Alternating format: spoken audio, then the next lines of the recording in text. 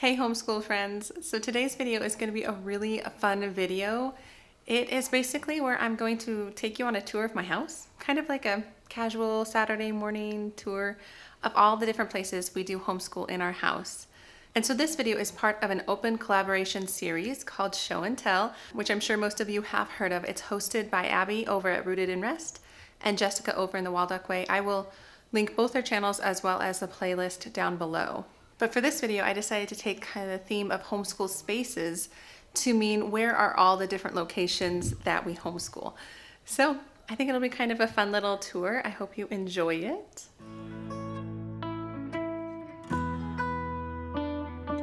So hi, I'm Angie. Welcome to my channel if you are new here, and welcome back if you have been coming for a while.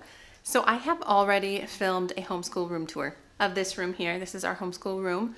So I will link it above, and I'll put like my thumbnail here just to kind of show you what I already showed you, I guess. So go check out that video if you haven't seen it, because I go through like every part of our homeschool room, which I will not be doing today. I will be talking about what we do in this room, but not really giving you a tour in that sense, mainly because everything's kind of the same. I have switched some resources around, and I did that really recently. I actually did that over the Christmas break.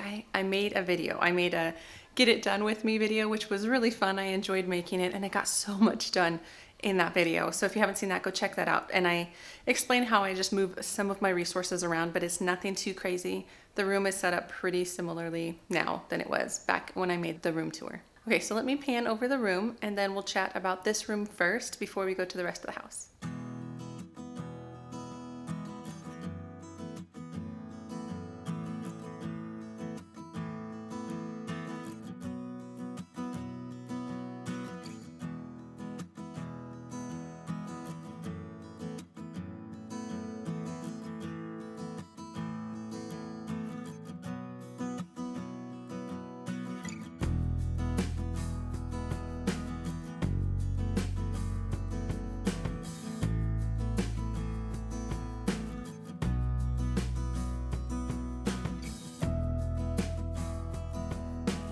Okay, so I sat down in this room. So this is our homeschool room that I just panned over and showed you kind of the basic setup of the room.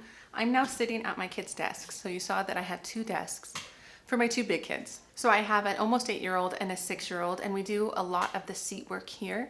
What I tend to do, since there's two of them and there's two desks, is I sit at one desk and they sit at their desk, and then the other kiddo is typically doing some worksheets or playing with their twin 4-year-old brothers. And so I love this space. I feel like it works out really well for us. They have their drawers where I keep a lot of their worksheets, or kind of what is planned for the day. They have each a Monday, Tuesday, Wednesday, Thursday folder. And I also have all my resources kind of either behind me in the teal cabinet or in front of me in the white cabinet. And so I'm able to access everything I need to do seat work. So when I say seat work, I typically mean phonics, reading, spelling, math, handwriting, those kinds of things that needs a table to do them well. And so that's typically what we do in this room, as well as the whiteboard is right there. So the whiteboard is clutch. We use it all the time, every day. It's probably one of my favorite homeschool resources, to be honest. We have all of our all about reading tiles up there, but I use the markers on there all the time. So this is definitely our main homeschool space, but that doesn't actually mean we do all of our work here. So let me keep taking you around the house to show you where we do a lot of our other work that's not just requiring like a table, if you will. So let's just keep going on this little homeschool spaces tour.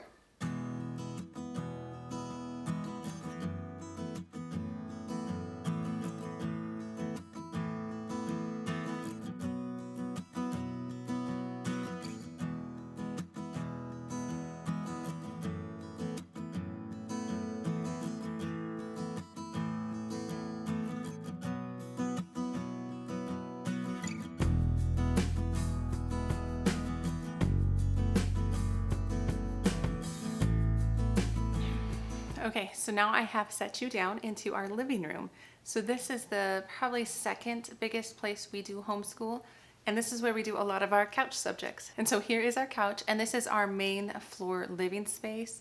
And so it's right open to the dining room and the kitchen, so it's very accessible to all of our stuff, as well as our bookcase. So we really have everything within reach that we will need, and it's easy to collect resources and walk over here. So the two times we mainly use this room during the day is first during morning snack, read aloud.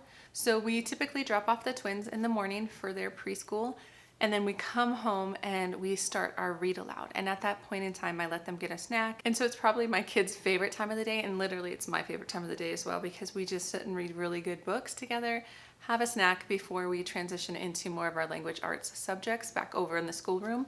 So this is kind of like a reprieve area where the learning is definitely more book-based, and this room really inspires reading, or at least in my opinion it does. So that's the first time we use it, is kind of our read aloud time. The second time we use it is kind of our afternoon school, which reminds me that I'm actually planning on remaking our homeschool schedule video because it has changed since last August or whenever I put that up. So look for that coming soon, because it's definitely on my list and I want to share kind of how things have shifted and why they've shifted. But anyway, back to the second time that we use this room. So we use it for what I call afternoon school, and this is typically after their quiet time, and this is when we do a lot of the other couch subjects that are usually sunlight. So our history as well as our science is done here after quiet time, sometimes with a snack, sometimes without a snack. But regardless, we do a lot of our reading. We do a lot of watching small little documentaries or videos on my phone about the animals or the human body or the pilgrims or whatever we're learning about. We'll sometimes watch a little video while we're sitting here on the couch as well.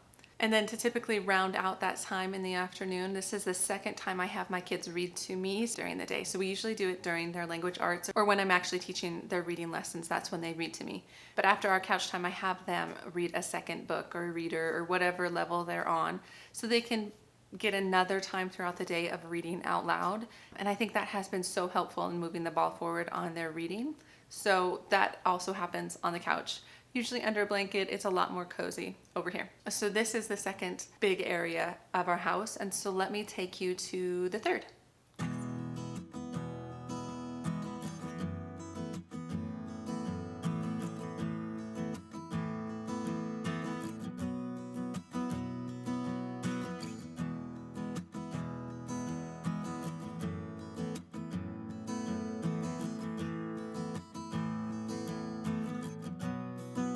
Okay, so I have set you down over in our dining room area. I apologize for a little bit more echoey in this room, but we use this room all the time. Obviously we use it for eating and things like that, but we use it a lot for homeschool, but probably to a lesser extent than we use the other two rooms. But in here we use it first and primarily during Bible breakfast is what I call it, which is just the time of the day after I have made the kids their breakfast and hopefully made myself my breakfast. And we all sit down and we have the Bible reading for the day and kind of small discussions. So it's usually very short because my kids tend to eat fast, and so I have a very small window with which to read anything over breakfast. But we've always kind of tied Bible to breakfast, even on the weekends, even with my husband. So they're just really used to it and they kind of expect it. So it's just a really easy place to kind of pin it on our schedule. So we do that all at the table. The second thing we do at the table is typically when I'm working with one kiddo and say I finish all their work, but they still have to do their phonics sheets or their handwriting sheets, I'll put them on a clipboard and send them out into this room because it's right by the homeschool room. So the homeschool room is pretty much right behind the camera.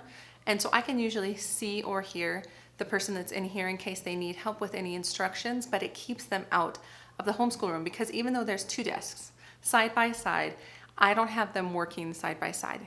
I mean, they're 6 and 8, so they're just gonna like pick at each other and fight and not get along if I just put them side by side. And typically I'm also working with another one, and so the one that is finished is very distracting. So I tend to send them into this room if I can because it just really helps the flow of our day, but also keeps them close enough that I can help. So that's the other primary use of this table. Occasionally though, we will use it for those couch subjects. So instead of sitting on the couch and doing science and history and read aloud, sometimes we will move over here. Typically it's on days, for instance, that the twins are home and that they're not at preschool, because there's a difference in their behavior if we're trying to read over on the couch versus if we have a snack and they have activities on the table. They're able to kind of handle it better at the table than they are on the couch. They just jump around and they're just a little bit crazier over there. And so when the twins are home, we tend to do things over here. That way I can give them some messy art and messy projects while we're reading history, for instance. And so that tends to work. It's still a little chaotic, but that's the other kind of reason that I use the table. And we have a big table, which is great. I mean, we have a 6-person family, so it's nice to have a bigger table. So that's the third main homeschool space that we use here. So before I share with you the last space that I use to homeschool in my home, I did want to mention kind of where I store stuff, because that is technically kind of homeschool space. But in terms of this video where I'm kind of giving you a tour of the spaces, it's not really one where we homeschool in. So a couple of those spaces are like the bookshelf, which holds a lot of our resources. And there's another bookshelf in our schoolroom, which holds more of our school resources. This one out here has become a little bit more of my books for my hobby of reading.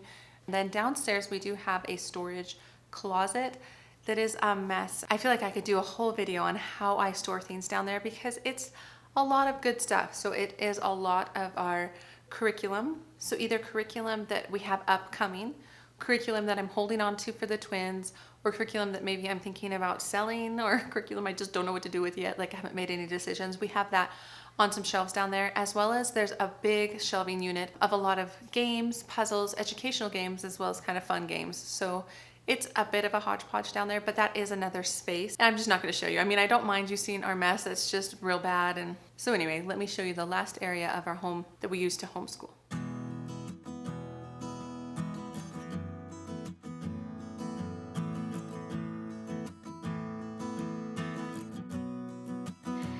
Okay, so this is the last area we homeschool, and this is where we do all our science experiments. It's the kitchen, but most notably our island, because the kids can all bring up their stools and we can spread out all of our different materials, and it can become messy if it needs to be, and it's just a great place to do that kind of stuff. So yeah, I don't really have much more to say about that. I do store our kits for science in the schoolroom, so they're close by. They're not in the kitchen, but my homeschool room is attached to our kitchen, so that's really convenient. Anyway, I think that actually is the end of this homeschool spaces tour, like a tour around my house to see where everything's at, where we do all of our stuff. I hope you enjoyed it. I know it's a little bit different from our homeschool room tour. I wanted to make it different just because a lot of you have seen that, and I didn't really share the other rooms in my homeschool room tour. So I hope you enjoyed this. And if you have any questions, let me know. If you want to know where I got any of the stuff, just type that down below. I'm really bad at linking that stuff, but I'm happy to answer your questions. So yeah, please go check out Abby's and Jessica's channel and the playlist, because a lot of homeschool channels add to this collab, and it's really fun to go through the whole playlist. I really enjoy it, at least. So anyway, that is what I have. If you found this video fun or you liked it, please give it a thumbs up, as well as subscribe to the channel if you're not already subscribed. But otherwise, I will see you guys in the next homeschool video. Okay, guys, have a good day. Bye.